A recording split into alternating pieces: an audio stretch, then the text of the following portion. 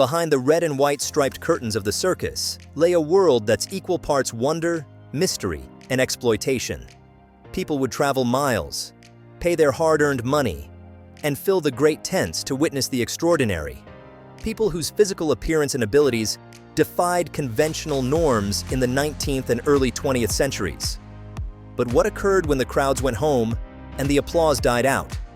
When the lights went off? These are not only stories of wonder and amazement, but also of survival and the human price of being a spectacle. From the Elephant Man to the Siamese twins, take a journey through the amazing real-life stories of the circus performers with historical pictures to tell the tale. The birth of the freak show. It would later be labeled the freak show, but it did not materialize out of nowhere. In fact, it flowed from Europe in the time of the Renaissance, when so-called human oddities were exposed within the frame of court entertainments. During the Victorian era, this phenomenon became much more explosive, due in part to a sudden interest in medical anomalies.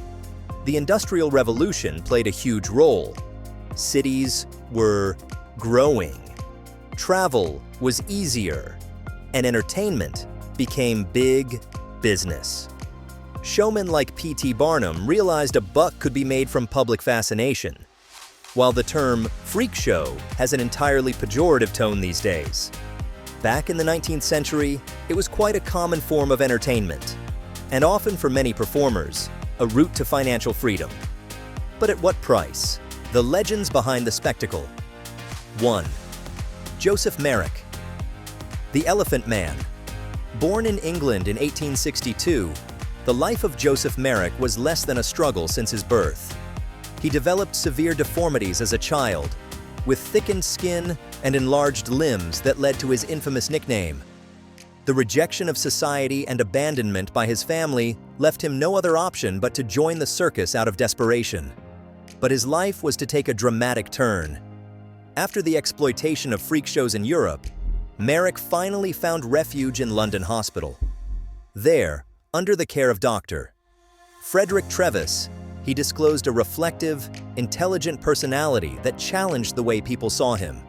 His dignity in the face of adversity continues to inspire today. 2. Chang and Eng Bunker, the original Siamese twins. Conjoined at their chest by a ligament, Chang and Eng Bunker were to become the most famous conjoined twins in history.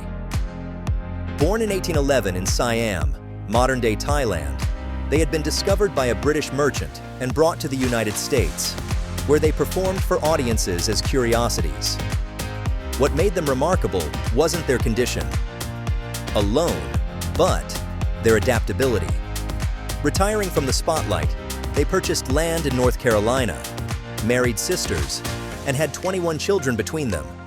The will to live normal lives despite being subjected to constant publicity speaks volumes for the strength in their characters. 3. Myrtle Corbin, the four-legged girl. Imagine walking into a circus tent and seeing a young woman who seemed to have 4 legs. That was the reality of Myrtle Corbin's act. Born with a rare condition called diphagus, Myrtle had 2 pelvises and an extra set of legs, but despite being declared a freak, Myrtle lived a life of personal pride. She married a doctor, had 5 children, and existed well outside the circus. But her story now stands boldly as a reminder of humanity behind the spectacle. 4. General Tom Thumb, the tiny superstar. Probably most familiar in the public arena, Charles Stratton was renamed General Tom Thumb and was an early success for P.T. Barnum, scouted at 5 and trained to sing, dance, and perform varieties of comedy. Standing slightly over 2 feet tall, Stratton became an international sensation, going so far as to perform before Queen Victoria, as well as even Abraham Lincoln himself. With his charm and wit, Stratton wowed audiences across the world, gaining household name status. But behind the scenes, his life wasn't without its challenges. Despite his great success, he had to continue proving his value beyond his height, a reality shared by so many performers in his era. 5. Annie Jones, the bearded lady. Annie Jones was far more than a sideshow star with a picture-perfect beard. She was an early performer rights activist. Born in 1865 in Virginia, Jones started performing at 9 and would later be one of Barnum's highest-paid attractions. Annie's life was one of triumph and tragedy. While she used her platform to advocate for better treatment of those in the freak show circuit, she also had to deal with the stigma of being different. Her legacy serves as a strong example of using fame for advocacy. 6. Ella Harper, the Camel Girl. Ella Harper was born with congenital genu recurvatum, a condition which made her knees bend backward, easily allowing her to walk on all fours. Christened the Camel Girl, Ella's performances captivated audiences. Unlike most performers, Ella retired early into her career with the circus. She invested money she had made back into caring for her family and avoided business exploitation. Her story is an example that proves not everyone within the freak show world was defined by it. 7. Isaac W. Sprague, the Living Skeleton. Isaac W. Sprague was born in 1841 and never diagnosed with any ailment that made him suffer from acute weight loss, was also termed the Living Skeleton. At adult maturity, Sprague weighed approximately 43 pounds on a normal diet. He traveled with Barnum's Circus, where people were in awe of his frail frame. Sprague's life was not without its challenges, including poverty and ill health, which were the brutal realities for many performers. 8. Prince Randian, the Human Torso. Born in 1871 in British Guiana, Prince Randian was suffering from tetraamelia syndrome. He was born without arms or legs. The Human Torso. Randian amazed audiences with his ability to perform tasks like rolling cigarettes and painting, using only his lips and shoulders. His act was the ultimate in adaptability and will of the human spirit, making a mockery of societal perceptions on disability. Randian also spoke multiple languages to further prove his talents went beyond his physical condition. 9. Millie and Christine McCoy, the Two-Headed Nightingale. Millie and Christine McCoy were two conjoined twins born in the state of North Carolina into slavery in 1851. Attached at the lower spine, the sisters started to show up for their popular musical talents and were considered the Two-Headed Nightingale.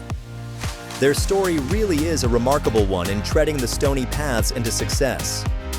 These sisters won their freedom in order to claim their career management as renowned and celebrated performers, well known for singing and piano performances. The 10th Schlitzie. The pinhead Schlitzie was born in 1901 with microcephaly, a condition that caused him to have a head much smaller than average, which impacted his intellectual abilities. Despite being used as a freak show attraction, Schlitzie's merry temperament popularized him immediately with audiences and other performers alike. His memory lives on through popular culture, most notably in the cult classic movie Freaks from 1932, in which he played a version of himself. 11. Fedor Jefticheu, Jojo the Dog-Faced Boy. Fedor Jefticheu was born in Russia in 1868 with a condition called hypertrichosis that caused excessive hair to grow over his body and face. He was marketed as Jojo the Dog-Faced Boy and toured extensively in Europe and America. While his act often relied on quite a bit of embellishment about his origins, Fedor charmed audiences and made what could have been a source of ridicule a career. 12. Frank Lentini, the Three-Legged Man. Frank Lentini was born in 1889 in Sicily, having a parasitic twin joined at the spine, giving him a third leg and additional toes. Despite this, Frank would go on to be a popular performer, often incorporating his extra appendage into acrobatic acts. Frank's tale was one of endurance. He celebrated his individuality and frequently made jokes about it, winning over audiences and demonstrating that humor can serve as a compelling means for acceptance. The complex legacy of the freak show. The freak show phenomenon is a real paradox, in that, on one hand, It provided financial opportunities and a platform for individuals that might otherwise have been shunned by society. Joining the circus was the way many made their livelihood and could become visible in a world that ostracized them on account of their perceived deformity. Performers such as Frank Lentini and Annie Jones had carved out an area of agency within an exploitative system.